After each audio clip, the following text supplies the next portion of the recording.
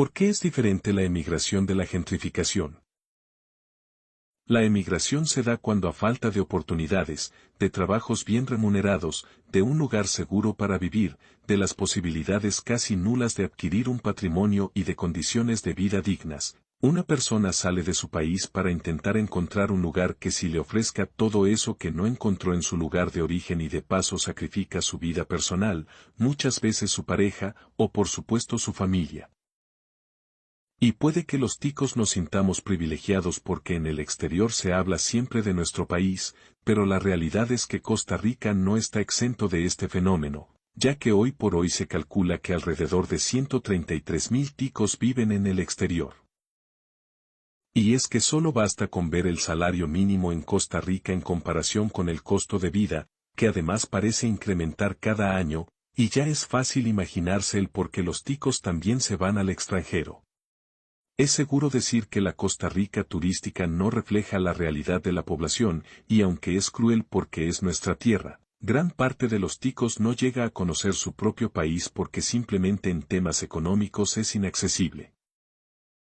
Para quienes no entienden de lo que hablo, actualmente el salario mínimo promedio para un costarricense es aproximadamente de 358.000 colones para operaciones no calificadas. Tomen en cuenta que este es el salario con que vive gran parte de la población y que muchos mantienen a sus familias con este salario. Aún así, al revisar los precios de los alquileres es difícil encontrar apartamentos o casas a precios menores a los 200.000 colones, y por alguna razón, la gentrificación, es frecuente ver anuncios de alquileres a precios absurdos para ticos que sobrepasan hasta los salarios profesionales y en dólares. Situación que vuelve impetuosamente dramático encontrar una vivienda digna para muchas personas y a esto hay que añadirle gastos en alimentos, que según Forbes de Centroamérica son al menos $221, o sea poco más de 100.000 colones, todo esto sin sumar gastos de transporte y otros terceros que puedan surgir. Entonces, habiendo mostrado un poco el contexto, ¿por qué se diferencia entonces en nuestro caso un latino que emigra para buscar ingresos dignos, de un extranjero de un país adinerado que se muda a un país de tercer mundo?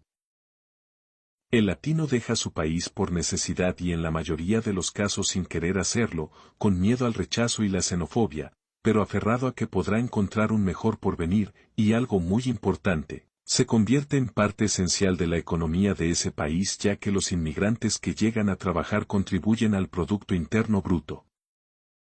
Mientras que el extranjero se muda gustoso porque nuestros países, aunque caros para nosotros y nuestros ingresos, son mucho más económicos para estos expatriados que sus países de origen y para ellos es muy sencillo llegar a vivir a un lugar en que lo reciben con los brazos abiertos, en donde no tendrá que pagar impuestos por no ser nacional y porque ese dinero se está generando afuera, en su país.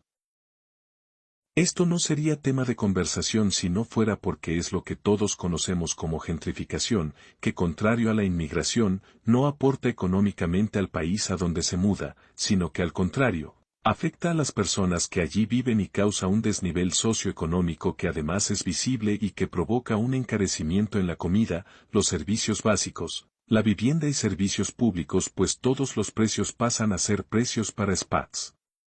Esto sin lugar a dudas provoca que las personas que siguen desde luego percibiendo el mismo salario nacional, no puedan sostenerse financieramente y se vean desplazados. Por consiguiente las zonas que antes solían ser de nacionales empiezan a ser zonas privadas puesto que tampoco existe mistura social, porque generalmente estos nuevos locales no se preocupan en aprender el idioma del lugar, no se sienten ni se ven en el mismo estrato social y suelen así relacionarse solo con otros expats que viven en la zona. ¿Cómo está afectando la gentrificación a la niñez y la educación en las zonas costeras de Costa Rica?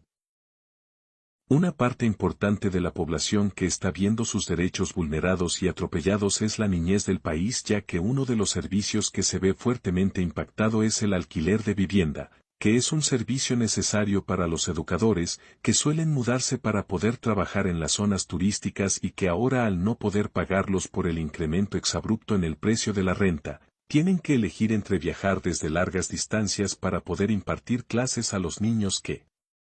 Viven en estas zonas, o rechazar las nominaciones y muchas veces caer en desempleo porque no hay un balance justo para que los locales no se vean segregados del que se supone es su país, en donde se deberían resguardar sus derechos.